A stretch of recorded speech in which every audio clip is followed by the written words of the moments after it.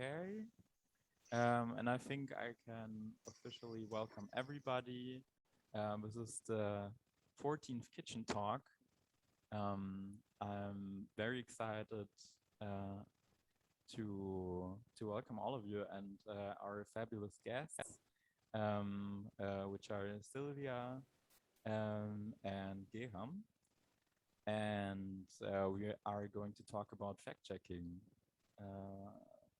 And also about the situation in Armenia um, and the Bergkarabakh region.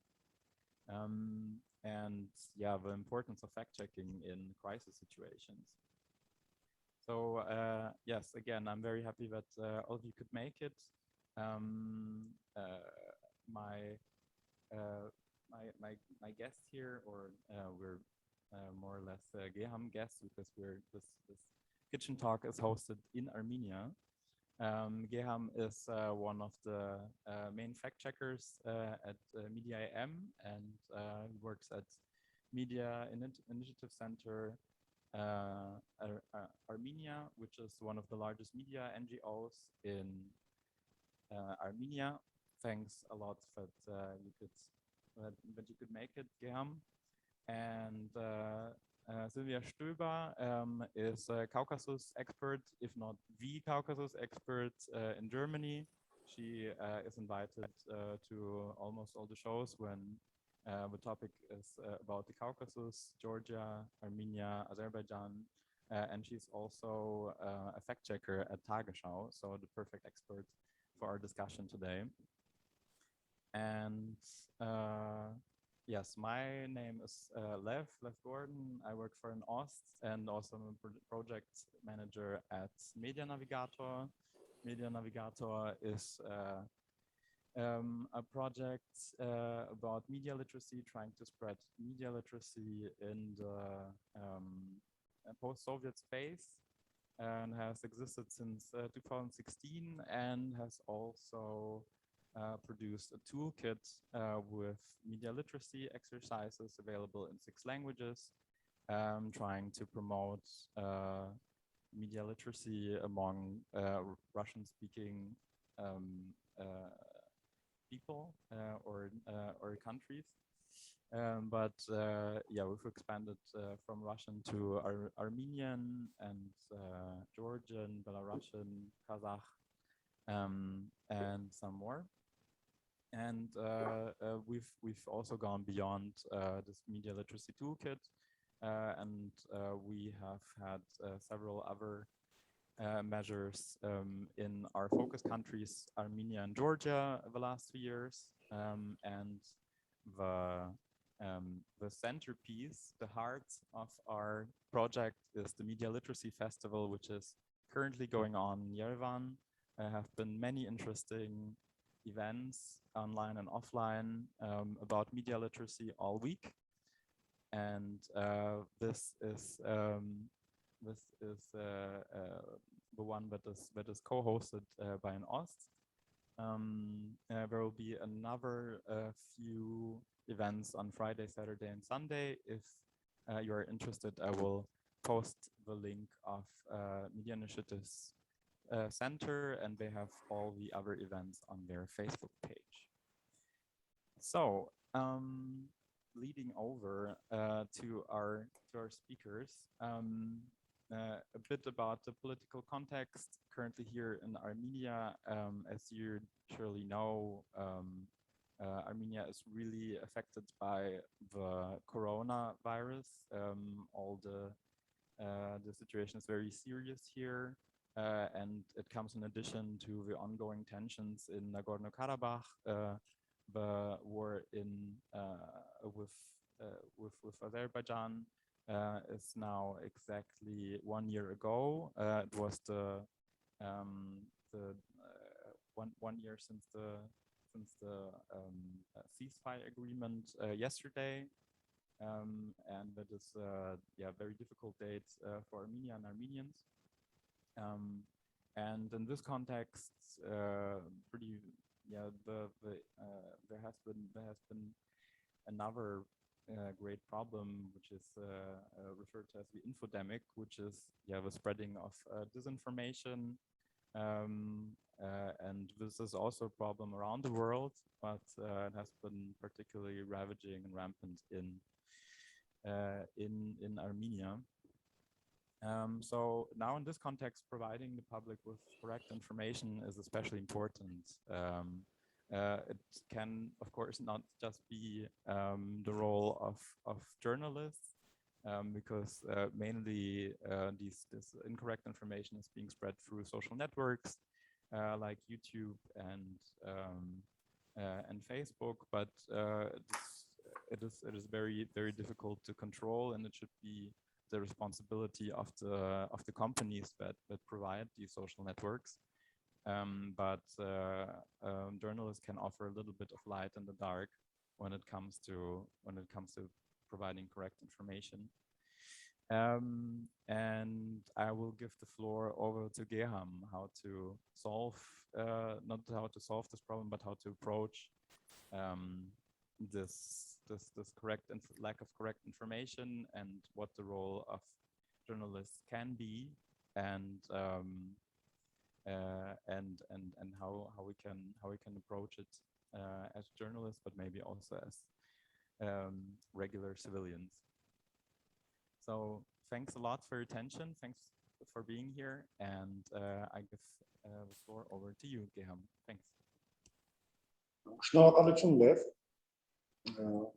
Այո, մեկ տարի առաջ այս օրերին կնքվեց կամ եղավ հայտարարությունը խաղաղության մասին, եւ խոսակցությունը այսօր կսկսենք կարծում եմ հենց Ղարաբաղյան անցած տարվա պատերազմի հետևանքները, որ մինչև հիմա Հայաստանում շատ կարևոր դեր են խաղում։ Իրականում Հայաստանի հասարակությունը վերջին տարվա ընթացքում կամ տարի ու կեսվա ընթացքում կրկնակի էմոցիոնալ շոկ է ապրել։ Եվ Հայաստանում դեռևս այնպես է, որ հասարակության համար էմոցիաները ավելի մեծ դեր են խաղում, քան փաստերը, որովհետև Հայաստանը անցավ պատերազմի միջով 44 օր շարունակ, այդ պատերազմի ժամանակ պաշտոնական ինֆորմացիան, պաշտոնական քարոզչությունը հասարակությանը հայտնում էր մի բան, բայց իրականությունը այլ էր, եւ դա հետագայում մեծ հետք թողեց հասարակության վրա, եւ այդ պատերազմի հետևանքով, երբ որ մարդիկ պատերազմի ընթացքում ոչ ճիշտ ինֆորմացիա են լսում պաշտոնապես, պատերազմից հետո պաշտոնական ինֆորմացիայի նկատմամբ վստահության crises արձանագրվեց, եւ նաեւ էմոցիոնալ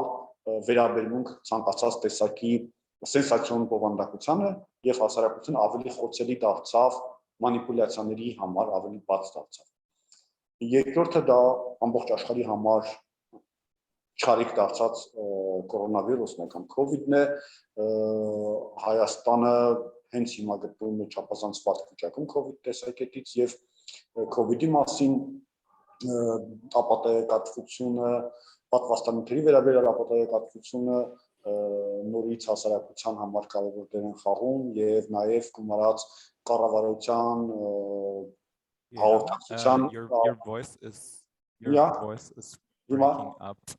Getting this from the translator. Okay. I will repeat some part. Maybe your video can be turned off.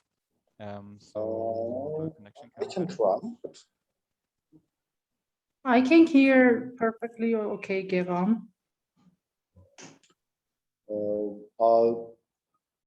What about others? Can you hear me? Okay. He's just talking in Armenian, and you should follow the translation, I believe. That might be the problem.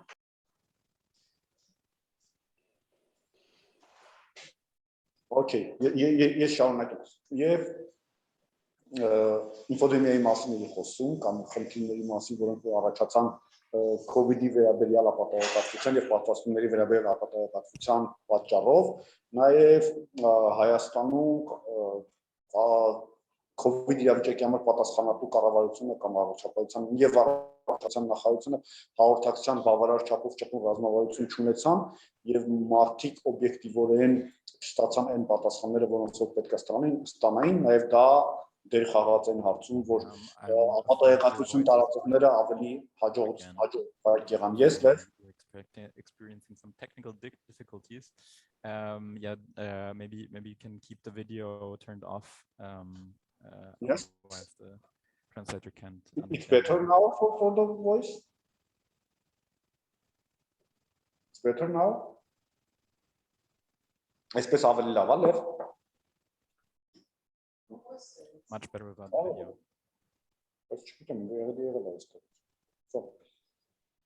Okay, շարունակեմ, հա։ Եվ եթե այդպես ամփոփեմ միտքս, պատերազմը եւ COVID-ը Հայաստանի հասարակությունը դարձրեցին ավելի էմոցիոնալ եւ ավելի խոցելի ապատայեկատվության տարածման համար։ 1 տարի անցել պատերազմից, բայց դեռևս հասարակությունը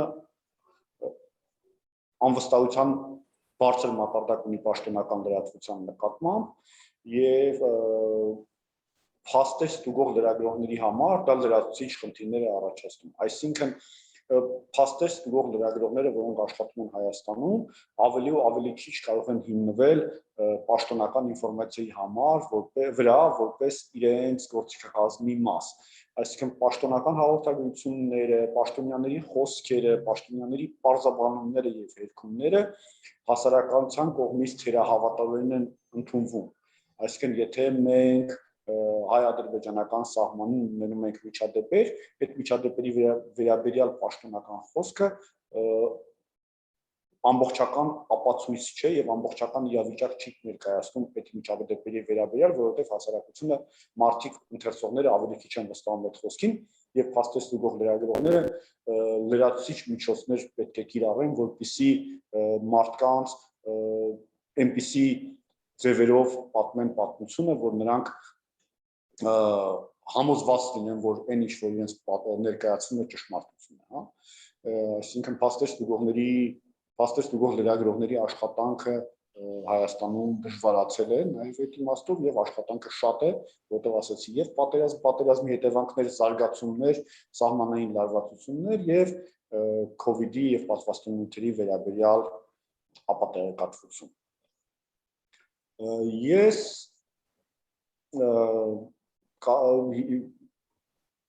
գիտեմ, որ Սիլվիան աշխատել է Հայաստանում տարբեր տարիներ, տարբեր իրադարձությունների ժամանակ եղել է Հայաստանում եւ նաեւ նույն պատերազմի ժամանակաշրջանում նա տարածաշրջանում էր եւ մենք մեր մեդիայում կայքում նաեւ հարցազրույց ունեցանք Սիլվիայի հետ պատերազմի լուսաբանման մասին։ Ես Սիլվիայի հետ զրույցը կուզեմ սկսել հարցից ինչպես էր գերմանական մեդիայում լուսաբանվում անցյալ տարվա պատերազմը, եթե գիտեմ, որ հետևել եք, եւ ինչքանով էր փաստերի ստուգումը կարեւոր, ինչքանով էր փաստարկված այդ լուսաբանումը, ինչքանով էր դեր խաղում բացատրական լրագրությունը եւ ինչքանով էր գերմանական հասարակությունը մեդիայի միջոցով ստանում փաստական տվյալներ այն մասին, թե ինչ է տեղի ունենում հարավային Կովկասում, արդեն ամիս ու կես ցկված այդ պատերազմի մասին, ել չասեմ հետագայի մասին։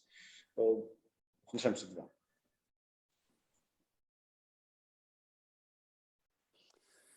Yes, the war was reported on, but not as extensively as other conflicts, for example, the war in Ukraine. And it took some time for German editors to really talk about a war as opposed to the shorter military confrontations we had during the years before. So I myself, for example, had to convince my colleagues to speak about a war and not just some confrontation, some clashes or something like this. And of course, as in any war, there were few opportunities to be on site, on both sides especially. And as you in Armenia, we had big problems to find out what was really happening. And a few colleagues went to Armenia and to Karabakh. I arrived more or less 1 week before the war was over. That was the most difficult situation, also for you, because only the journalists there in Nagorno-Karabakh, they were about to be evacuated already because the situation became so difficult and so dangerous that they had to go out. And I didn't get an opportunity to get in because the foreign ministry and especially the embassy of Nagorno-Karabakh in Yerevan, they didn't want to let me in, so they didn't give me the visa, so to say. And that's without this visa, you could not go even to Gori, they told me.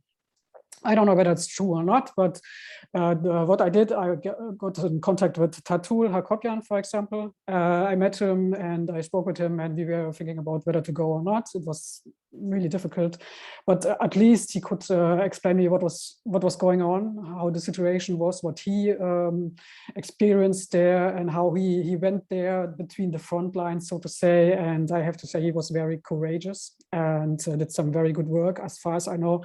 Also for at least for the Armenian public, or for the Armenian audience, so that people at least could understand what was missing as information and what may have been true or what was not true at the time when the Azerbaijani side reported every day that they took this city or this place and they were approaching Shusha, and even coming close to Stepanakert, and everyone was wondering what is really going on. But what was new during this war, and it's also developed during in other places, it's that you can use satellite images more and more often, and also you can check photographies which are posted by both sides of the war, and check whether it's true or not, which places they are or not. But the thing is, you really need experience with that. You should know the places, the region at least, so that you can say, okay, it's the region or not. And also you need some time to find out whether it's the right place, the right time also to compare the light and everything. It's not that you do this in 10 minutes and then you know exactly whether this picture is the right one or not. So for the immediate news coverage, it was quite difficult, as in almost all wars, to report what was really happening. And what you can do in this case is to report what the one side says, what the other side says, what you see is missing, and bring this in a report, and then give it to the audience to decide what they want to think about it. And so I saw my purpose mostly in reporting as much information as possible.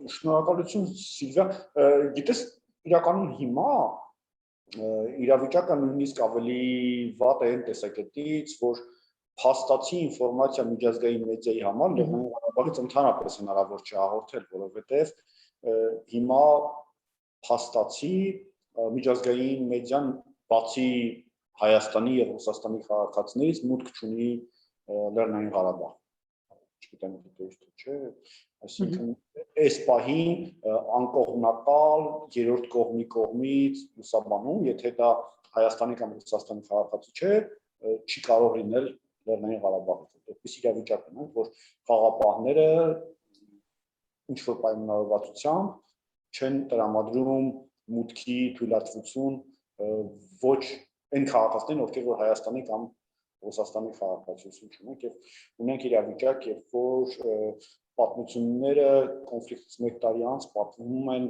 շատ հազվադեպ պատմվում երրորդ կողմի կամ այլ երկրի լրագրողի աչքերով, այդպիսի վիճակ կա։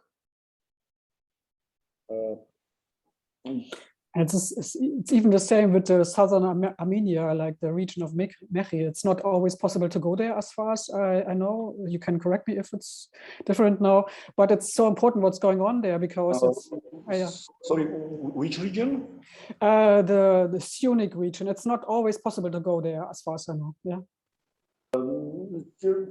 իրականում Սյունիքում կան բնակավայրեր, որոնք շատ սահմանամերձ են եւ որտեղ որ ասենք հայկական եւ ադրբեջանական դիրքերը իրանից մի քանի մետր հեռավորության վրա են, կամ որտեղ որ այդ դիրքը անցնում է ուղղակի ուղի մեջով, որտեղ նոր սահման է գծվել փաստացի, բայց տեսականորեն եւ գործնականում լրագրողների համար ավելի հեշտ է այնտեղ գնալը, որոշակի թույլատվություն ստանալով process-ներ անցնելով։ Լեռների Ղարաբաղի համար պրակտիկորեն անհնար է միջազգային լրագրողին այնտեղ հասնել այս պահին։ Ու Հայաստանի տարածքին գնալու մասին է խոսքը։ Այնպես ինչպես բոլորը գնում էին առաջ եւ հասնում էին այնտեղ եւ պատմություններ էին պատմում, այդ հնարավորությունը այս պահին փակ է միջազգային լրագրողների համար։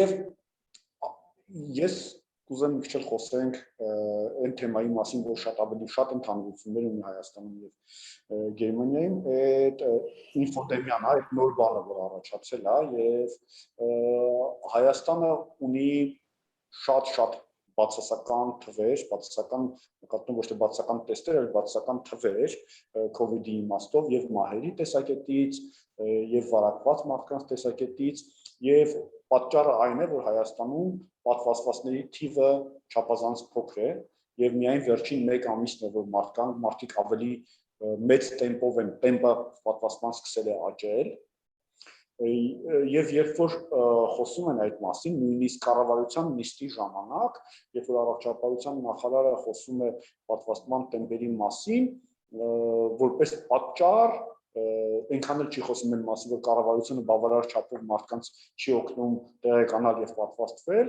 եւ որոշում կայացնել, այլ շատ խոսում է այն մասին, որ պատվաստումների մասին դեզինֆորմացիան, ոչ ճշգրիտ ինֆորմացիան, հակավաքսերի գործունեությունը մարդկանց թույլ չի տալի ճիշտ որոշում կայացնել։ Իրականում իրոք կա Հայաստանում վիճակ, որ բավական մեծ ծավալով կա ոչ ճշգրիտ ինֆորմացիա Հայաստանում կա իրավիճակ, երբ որ կան բժիշկներ, ովքեր որ խոսում են անտիվաքս դիրքերից, եւ կուզեի հետաքրքիր իմանալ, մենք հետևում ենք Բերլինը դրսից նայողի համար մի տեսակ ինչ որ իմաստով անտիվաքս շարժումների կենտրոնի է նմանվում։ Կուզեի իմանալ ինչքանով է Գերմանիայում դեր խաղում ապատեգատվությունը պատվաստումների վերաբերյալ եւ փաստեր ստուգող լրագրողները ինչպես են դիմակայում այդ երևույթին։ We have similar problems, maybe on another level, but still it's quite difficult. And just today there was information shared on Twitter that German-speaking countries in Western Europe, Germany, Switzerland and Austria have the lowest vaccination rates in Western Europe. And there's some reason behind it. And do you have the same problem with false information, with disinformation, with people who generally fearing vaccination, and that for a long time, and lots of skepticism about it, and then I would say a growing distrust of politics and authorities, and that comes with the crisis we have nowadays in Germany. As you know, Germany was for a very long time a very stable country, and those crises coming up even more often. We had the financial crisis, we had the so-called refugee crisis, now we have the COVID crisis and other things. And so the authorities and politicians are not answering with questions and not coping with the problems the way it's needed. We have lots of problems with bureaucracy, for example. Digitalization is not going as fast as necessary, and such things. And this creates a lot of distrust and frustration among the people in Germany. That is among the reasons why people are have a lot of skepticism, and that creates also problems for the media. And I see our purpose to be critical towards what the government says, what the authorities say, and it's often that things change also, that there is some information we get about corona and vaccination, and then some weeks afterwards the situation changes, or there is new information, there are new studies about COVID-19, and there are new findings, and somehow we have to communicate this.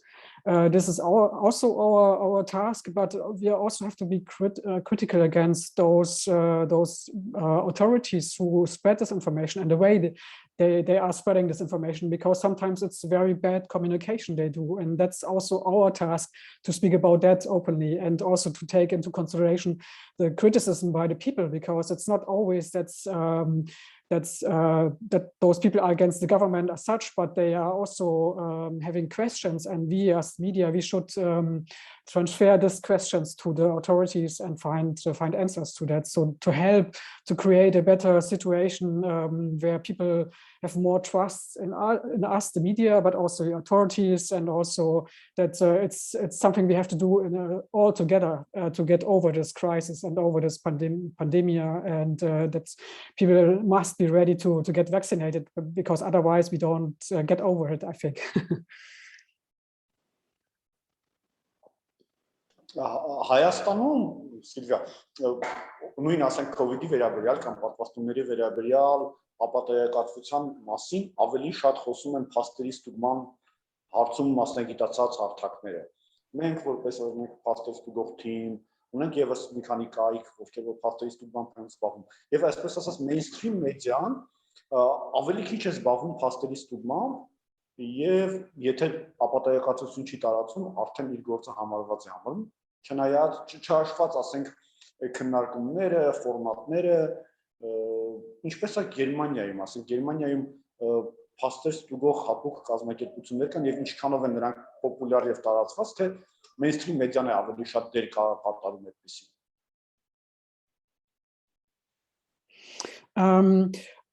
The difference I see between Armenia and Germany is that media in Armenia are much more polarized. They are on one side or the other side. They are on the opposition side or the government side. Very, very strong. There's very strong differences between them. It's not the same case in Germany. It's more moderate and it's more balanced, and it's not that politicized as it is in Armenia, which is already much better situation. And coming to fact-checking unities or teams, there is one organization, for example, which is called Correctiv, which is an organization on itself. And there are a few other organizations who do work on special topics. For example, before the elections, there were lots of checkings and research whether there's influence coming from outside, from Russia, for example. And then there are the fact-checking teams in almost every media nowadays. So almost every big editorial team has some people doing fact-checking. And in fact, it should be the beginning of the process, so to say. Every information should be checked before we publish it. But coming to the special fact-checking section we have, for example, it's that we choose every day whether we should take up some stories which are spread on social media, Twitter and Facebook or not. Because sometimes if you report on this and try to find out whether it's true or not, but still you have to, in the first place, you have to report about the story itself. So, and when we take it up, for example, as Tagesschau, then many more people get to know about it. And so the question is whether this story is already spread very widely among social media and so many people know about it, or is it just in some small bubble, so to say, and it's just a small thing for a few people who are already very much on the other side, so to say, who really don't believe in what the mainstream media report. And it is always a decision we have to make. And when we find out, yeah, this story, for example, is a big one, and even politicians who are members of the Bundestag or others who are very well known, when they speak about this kind of stories or this information, then we say, yes, we have to do it. And then we really try to find out, and especially when it comes to COVID-19, we need to have good contacts to experts, and we need to have specialized journalists as well. And that's the case, for example, in our editorial team, we have 2 to 3 to 4 people who really are now specialized in this and can themselves already say whether it's likely or not, whether it's very plausible or not. And then they have their contacts to other experts and the people whom they trust or not. And so we can find out in a quite fast way whether this is a false information or whether there is some things about it which are not true or whatever. Maybe it's even true, and we have to report this. Իսկ եթե ասենք լրագրողից ինքը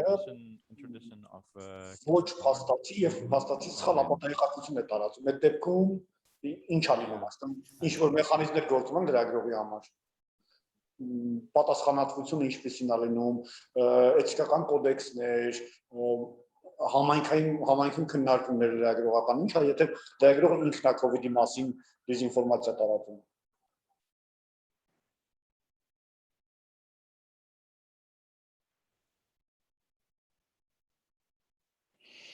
We have an organization with the press codex, and almost all newspapers are members of this, and also online publications, they can be members. And though this commission, so to say, they check information, and usually it's that most media in Germany attach great importance to the public, to publishing correct information. It's somewhat different with tabloid press in Germany, the yellow press, so to say, and the very famous Bild newspaper gets the most reprimands from this press council. So and they have to publish it in their newspaper if there is some wrong information and or something wrong. But the most effective, so to say, for better or worse, thing is the complaints from those affected. So especially companies, they like to sue us, media, and they have very good lawyers. And so we should be very careful what we publish. And for example, when we do this kind of investigative research, we have the reports reviewed by a legal advisor before we publish them, so that it's clear that we are on the safe side, so to say. And so that we cannot be sued, and in the end have to publish to take the article off the internet, or that we have to publish corrections or something like this. This is something no one wants, so it's to us to have correct information in our articles. Even though I have to say that the laws are very strong for free speech, so it's more or less okay the way people can sue media. Sometimes when it's big companies, and sometimes it's a bit too strict when it comes to personal rights, or sometimes to rights for companies to not publish their numbers, for example, and such things. This should be much better. There should be much more transparency. The same problem you have with corruption, for example. This is always a big topic, and there's many things to do. And as I know that you're reporting on corruption, for example, and such things is very good in Armenia. Քանի որ մենք մեծագրական շաբաթում ենք, Սիլվիա, կուզեի մի թեմայով խոսենք, գերմանական խմբագրությունները Գերմանիայում ինչքանով են հենց իրենք լրագրողները կամ խմբագիրները իրենց լսարանին օգնում ավելի մեծագրագետ դառնալ, ավելի հեշտ ստուգել փաստերը, այսինքն կան դեպքեր, երբ որ խմբագրությունը ուղիղ աշխատում է իր լսարանի հետ, օգնելով նրանց ավելի տեղեկացված լինել եւ փաստերը հենց իրենք կարողանան ստուգել, այսինքն կրթական աշխատանք լսարանի հետ, այդպիսի դեպքեր ունենք մենք գերմանական մեդիայում։ It just started some time ago, and mostly with Corona pandemic, because there was this kind of mistrust against the media, and so the teams, the editorial teams became really aware of the problem, that there is lots of frustration even, and that this disinformation is so successful. And there were some initiatives. For example, many editorial teams or newspapers got in contact with their audience. They organized meetings, events, and so that people could get in contact with the journalists and could get to know them. Such things happened. Then some people were invited to see the editorial team, how they work, and what's the way they work, and what is about sources and so on. And then there's another interesting initiative which is open for all journalists, if they are ready to do this, to go into schools and to talk to children. And they explain their work, what is journalism, and how to deal with sources. What can you do as a reader or someone who is just getting or reading this article, and how you can find out whether this is false information or not. What can you do as someone from the audience yourself to check information in social media and so on.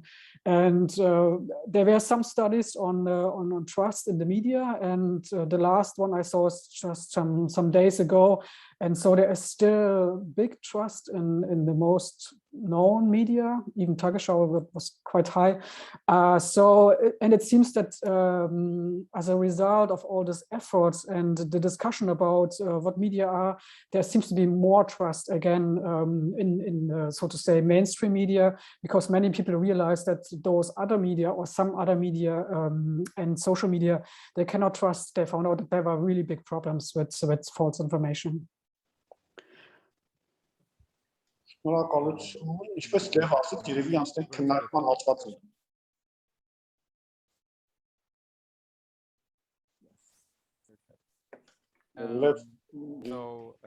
Yes, thank you. Thanks for the very interesting inputs. It was very interesting to hear both of you talk. Now in the kitchen talk tradition, we open the floor to the public, and everyone is welcome to ask questions. Yeah, both to Silvia and to Gegham about fact-checking or about the situation in the Caucasus in general. The floor is open.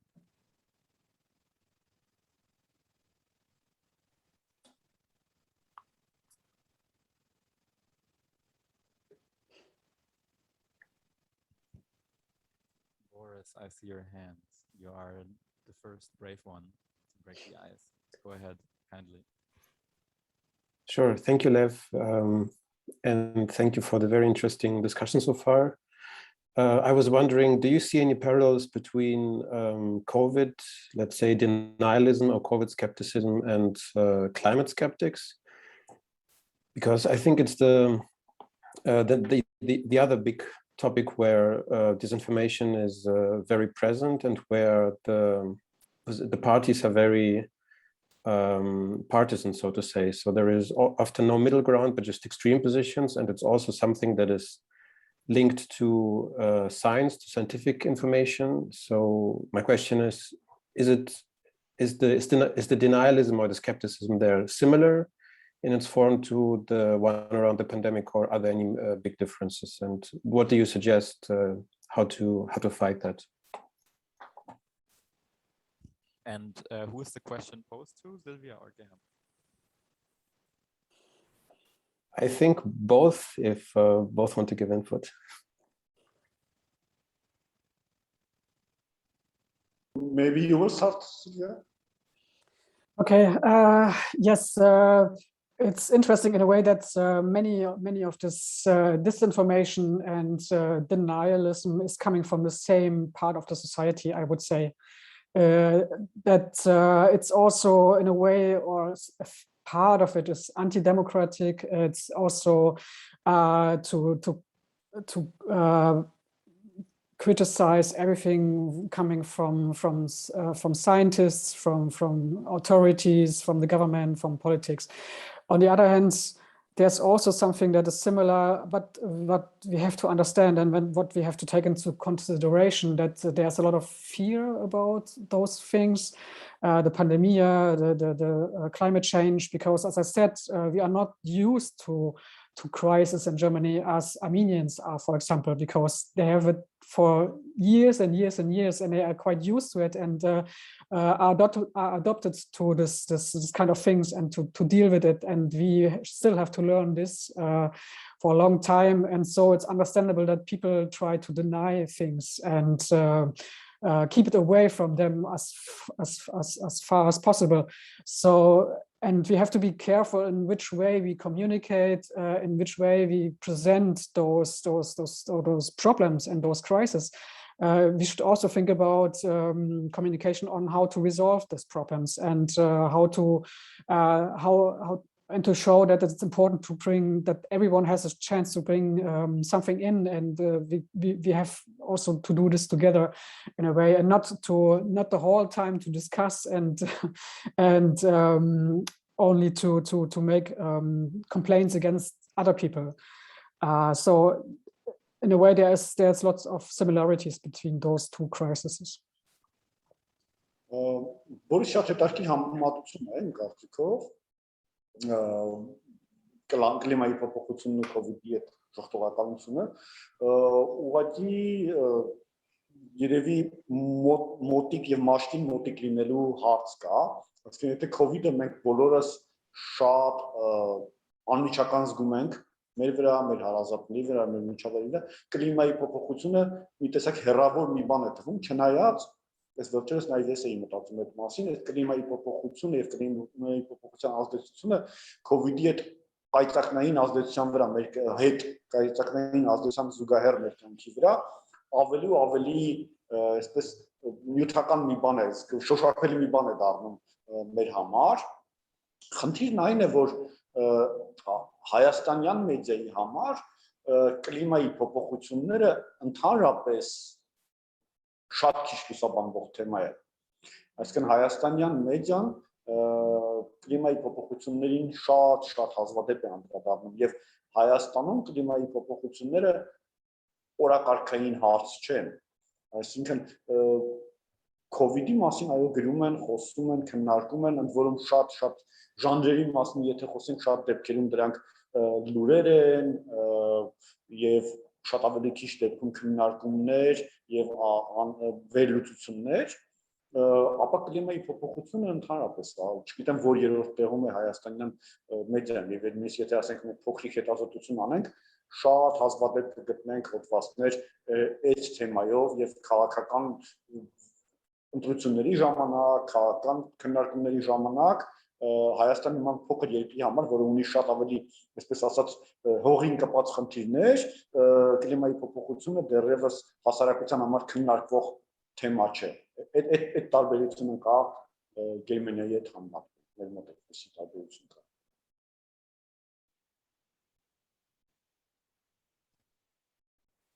Any more questions from the floor?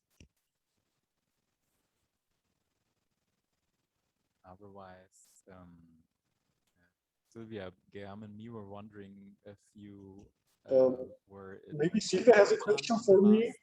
Few years, and especially during the time of a crisis, and if you could get an insight into how reporting is done there and how they perceive the conflict on the other side, and how journalists approach fact-checking there, where it is probably even more difficult to provide accurate information.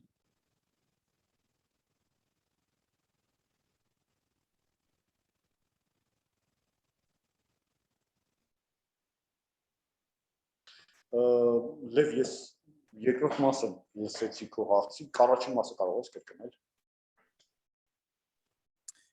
It was whether Silvia was able to get any insights from inside of Azerbaijan, whether she was able to travel there. Okay, I haven't been to Azerbaijan since the war, but it was mostly because of the pandemic. And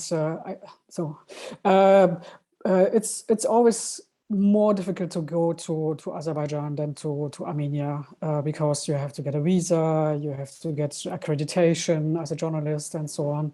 And also I'm a bit hesitating because for example, if I want to go to the so-called liberated areas, then you can only do it together with someone from the authorities. And you get a guided tour. It's of course on the one hand because it's dangerous because of the mines and there's all those things from the war which are still there, and you can get killed because of this. But on the other hand, of course, they want to control what you report on what's going on there, and this is something you can not easily deal with. So you have to find a solution for that. And on the other hand, it's also interesting to see that during the war and afterwards, many people were very close to the government, even those in the opposition and the journalists and people who are usually very critical against the government. But now, 1 year later, it changes again, to my impression, and there's more criticism against the Aliyev regime, the families, and there's more information about what really is going on with corruption and everything, and this Pegasus scandal, for example, which was very, very bad, such things. But my question to Gegham would be, how is it for you to report what's going on in Azerbaijan and about what Mr. Aliyev says? Of course, it's very, very difficult, I can imagine, because it's so in a way, it's very emotional to deal with this, and everyone is involved in a way that some relative was affected by the war, killed or wounded or lost lost things and so on. How can you deal with this? That you have to report on it in a way it's balanced, but still not to bring in your emotions too much. Հա, պատերազմի ժամանակ եւ մեր կոնֆլիկտ, մենք փաստացի կոնֆլիկտի մեջ ենք եւ պատերազմական վիճակում ենք,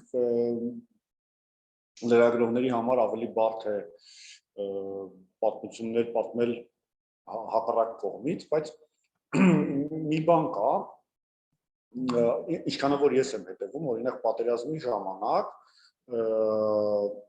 հայաստանյան մեդիայում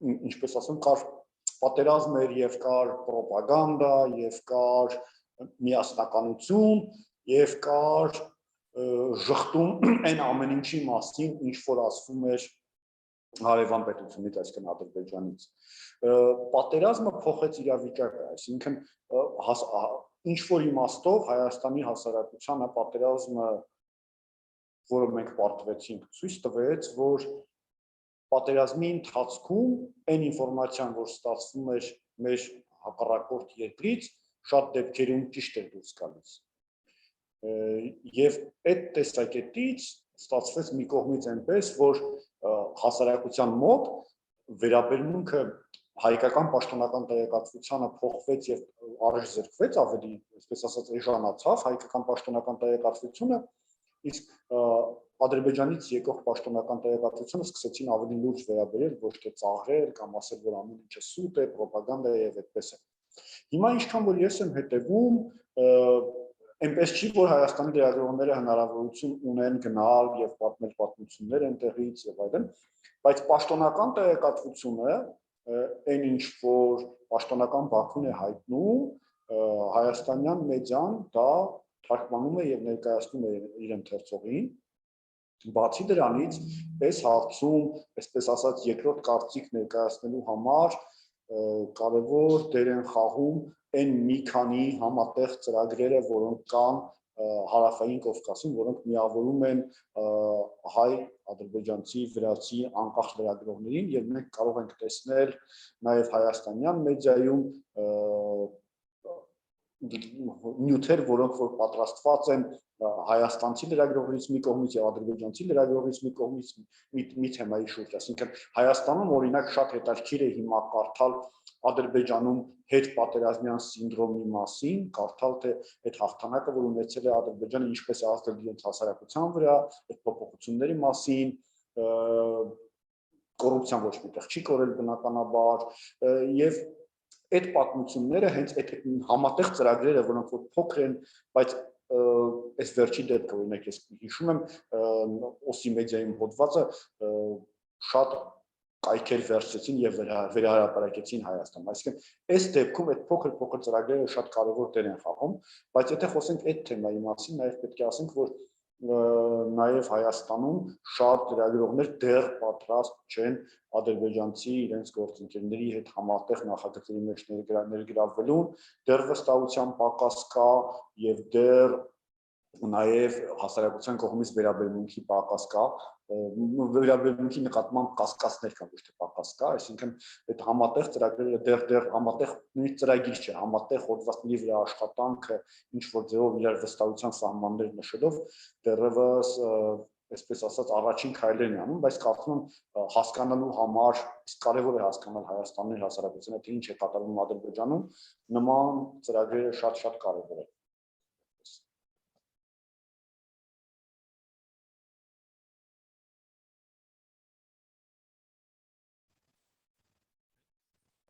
I hear that the Armenian translator into Armenian has technical difficulties, so hopefully rejoin us. Sorry, I just got word that we have lost our Armenian translator, but she will hopefully rejoin us. No? Okay, everything is fine. Okay, perfect. We're still gaining experiences with the translation functions on Zoom, so bear with us. Yeah, are there any other questions from the floor? You also, like people following on Facebook, you can also ask us questions there. We will try to answer everything. Otherwise, I see Silvia raising her hand. I'll give a few more seconds for people to raise their hands in the audience. If you have any more questions about fact checking or the situation in the Caucasus, your time is now.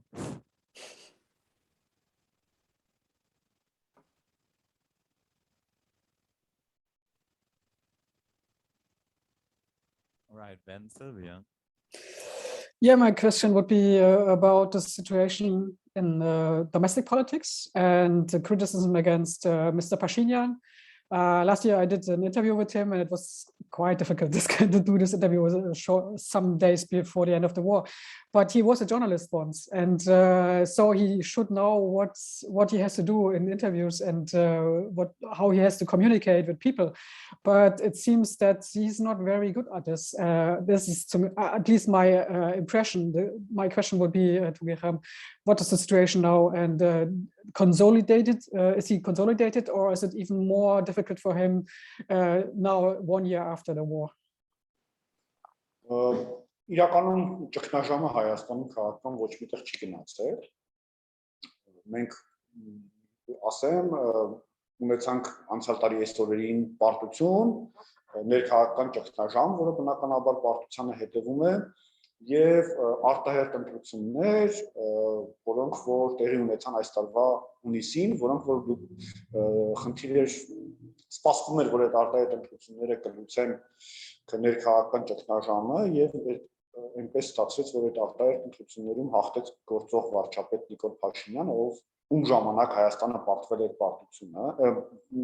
պատերազմը, բայց Փաշինյանը հաղթեց այդ ընտրությունները եւ հիմա խորհրդարանում նա դեռևս մեծամասնություն է եւ նա վարչապետը շարունակում մնալ եւ կա ավելի շատ ընդդիմություն, քան կար նախորդ խորհրդարանում, բայց դա ճգնաժամը չի լուծել, որովհետեւ այն խնդիրները, որ բերել են պատերազմը, շարունակում են մնալ։ եւ այդ խնդիրները շարունակում են արդիական լինել Հայաստանի համար, Ադրբեջանի հետ հարաբերությունները, Արցախի կարգավիճակ, այսինքն Լեռնային Ղարաբաղի կարգավիճակի հարցը, սահմանային շարունակող լարվածությունները եւ այդ խնդիրները ոչ միտեղ չեն գնացել եւ եթե ներքաղաքական իմաստով այդ ընտրություններից հետո Փաշինյանը եւ իր թիմը որոշակի, այսպես ասած, վստահություն ունեն ներքաղաքական հարցերում, բայց դա չի նշանակում, որ նրանք այսպես ասած արտաքին քաղաքական հարցերը լուծելու համար կամ Հայաստանի անվտանգության հարցերը լուծելու համար, այլ չասեն Լեռնային Ղարաբաղում անվտանգության հարցեր եւ կարգավիճակի հարցերը լուծելու համար քայլեր ունեն, որոնք որ հասարակությանը համոզում են եւ այդ ճգնաժամը չի գնացել։ Եթե խոսենք լրագրության տեսակետից, Փաշինյանը, ինչպես ասացի, Սիլվիա այո լրագրող է եւ նաեւ կոմունիկացիայի տեսակետից մինչեւ պատերազմը շատ ավելի բաց էր, բայց ասենք նույնիսկ ես հիմա չեմ հիշի թե վերջին անգամ Նիկոլ Փաշինյանը երբ է ասուլիս տվել եւ վերջին նրա հաղորդակցությունը այս պահին հասարակության հետ սահմանափակվում է խորհրդարանում հարց ու պատասխանի ժամանակ պատգամավորների հետ խոսելով, կառավարության նիստերի ժամանակ խոսելով եւ վերջին անգամ նա անցած այս շաբաթ հարցազրույց տվեց հանրային հեռուստատեսությանը, բայց դա հարցազրույց էր այն էլ հանրային հեռուստատեսությանը, որը որ ավելի շատ հնարավորինս իր կոնտրոլի տակ էր, այսպես ասած, այսինքն նա որպես մեդիայի հետ շփվող անձ փորձում է ամեն ինչ կոնտրոլի տակ բայ։ Նույնիսկ ընտրարշավի ժամանակ հետաքրքիր Հայաստանում չեղավ դեպք, երբ որ վարչապետ Նիկոլ Փաշինյանը ընտրարշավ իրականացնող պատասխաներ ոչ պատրաստի եւ հարցերին լրագրողների եւ ուղղակի շփման մեջ մտել լրագրողների հետ։ Իհարկե նույնը վերաբերում է նաեւ մյուս տեխնատուներին հիմնական, բայց դա ուրիշ պատմություն է։ Այսինքն կոմունիկացիայի տեսակետից եւ լրագրողների հետ ուղիղ շփումների տեսակետից միանշանակ մենք այսպես ասած հետընթացում ենք տեսակետից։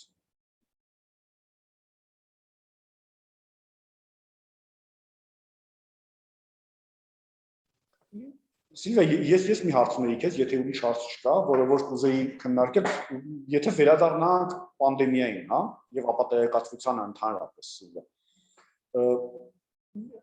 Մի կարևոր հարց կա, որ հայկական մեդիայում քննարկվում է, այսինքն լրագրողները կամ խմբագիրները կամ լրատվամիջոցները, ովքեր որ պատվաստանյութերի, COVID-ի եւ պանդեմիայի վերաբերյալ ապատեգացություն են տարածում կամ ապատեգացությանը տեղ են տալիս, իրենց գործողությունը արդարացնում են կարծիքի ազատությամբ։ Ինչպես է Գերմանիայում, այսինքն արդյոք կարծիքի ազատությունը ավելի կարևոր է, քան մարդու առողջությունը եւ քան փաստերը։ Այսինքն կան խմբագիրներ, որոնց համար կարծիքի ազատությունը ավելի կարևոր է, քան փաստը։ Եվ թեկուզ այդ կարծիքը լինի ակնհայտ սուտ, նրանք գերադասում են այդ կարծիքը հրապարակել եւ նույնիսկ ընթերցողին չասել, որ այդ կարծիքը ակնհայտ կեղծիք է եւ սուտ է։ Ինչ վիճակ ունեք դուք Սիլվիա ձեր մոտ։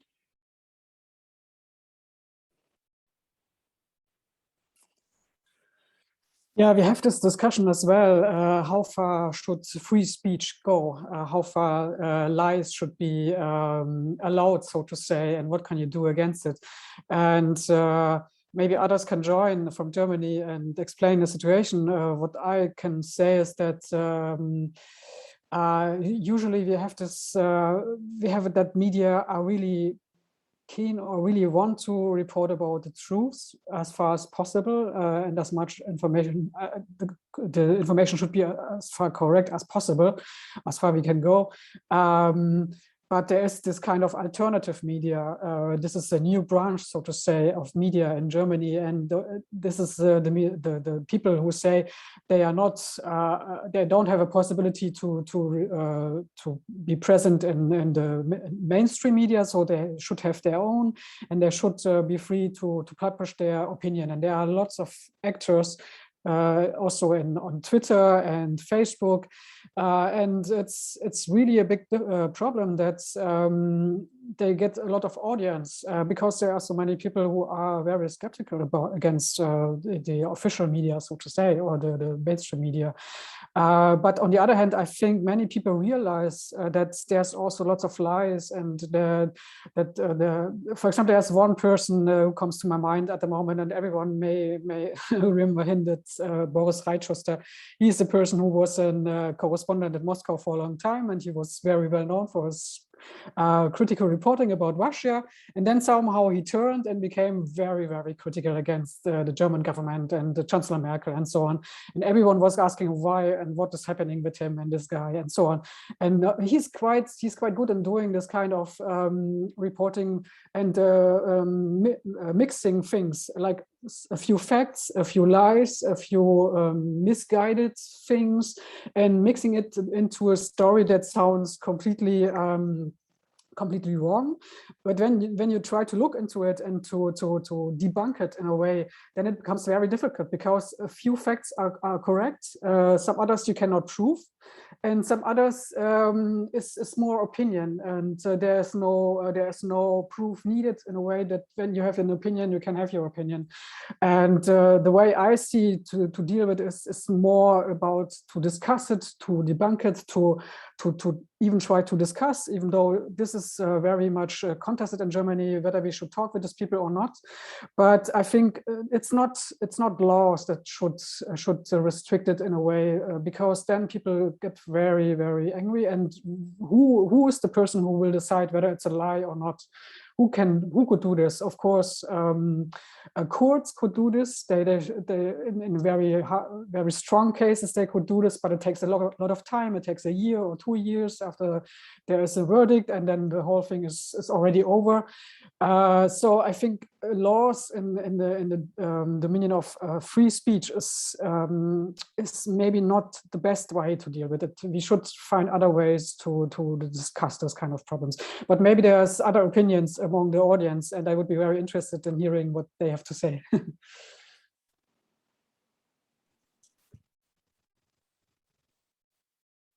Are there any direct responses to Silvia?